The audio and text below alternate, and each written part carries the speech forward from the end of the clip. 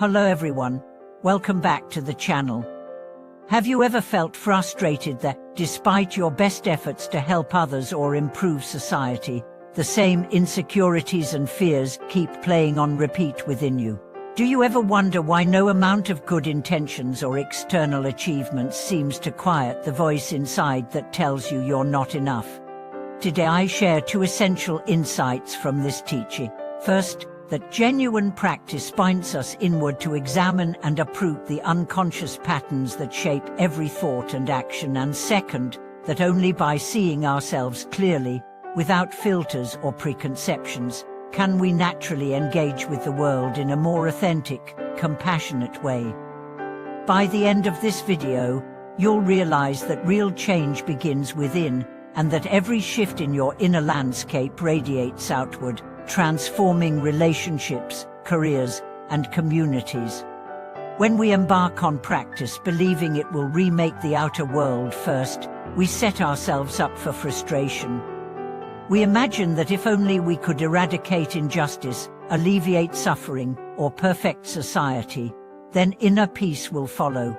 Yet countless activists, volunteers, and champions for change discover that fixing external problems alone cannot heal the inner turmoil of resentment, comparison, or self-doubt.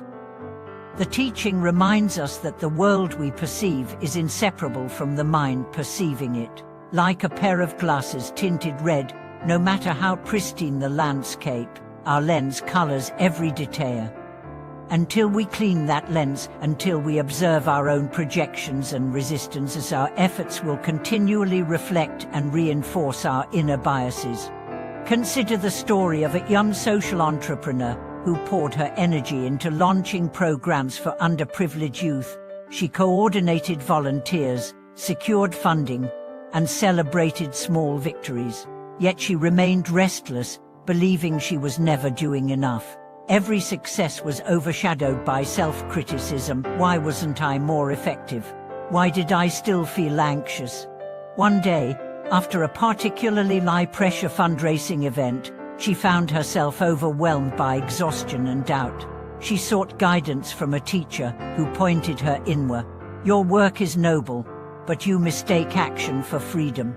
Until you meet the root of your own fears, your work will feel like a race you can never finish. Following this advice, she paused her projects for a week of silent retreat. Without projects to manage or people to please, she was forced to meet the constant chatter of her mind.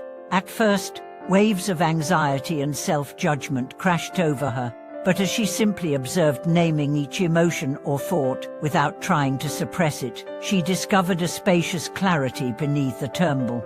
In that clarity, she recognized the patterns of overworking, of tying her worth to outcomes, and of seeking validation through external metrics. From that moment forward, her practice took on a new dimension. She still dedicated herself to her social ventures, but now she began each day with a simple inquiry: what is rising within me right now? Over time, she caught the familiar tug of comparison when a rival program received praise. She noticed the tightening in her chest when a funding opportunity fell through. Instead of instantly correcting or reacting, she paused, acknowledged the feeling, and allowed it to pass.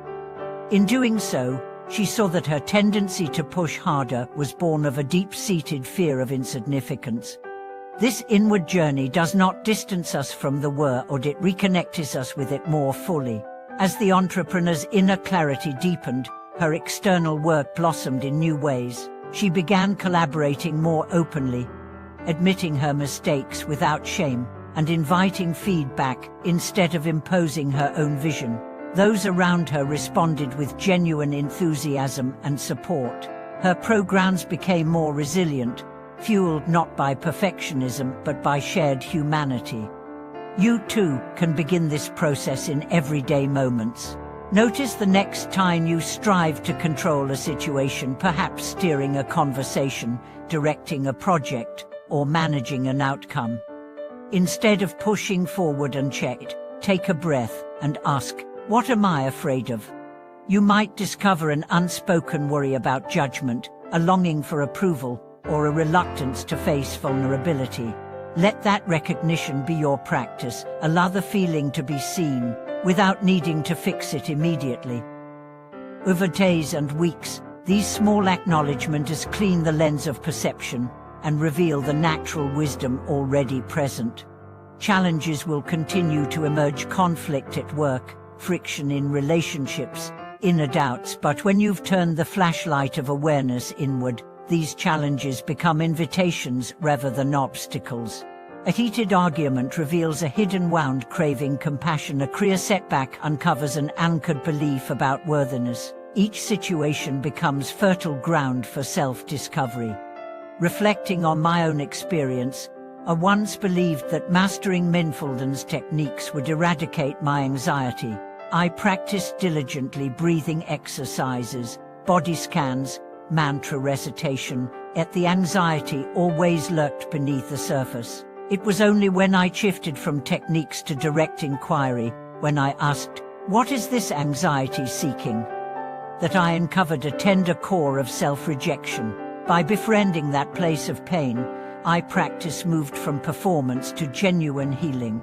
Gradually, anxiety lost its power to dominate my life. Thank you all for joining me today. How will you invite this inward gaze into your next interaction or decision? Share your reflections in the comments below. I'm eager to hear how this teaching unfolds in your life. If you found value here, please subscribe, like, and ring the notification bell so we can continue exploring the true purpose of practice together. Thank you for watching this video.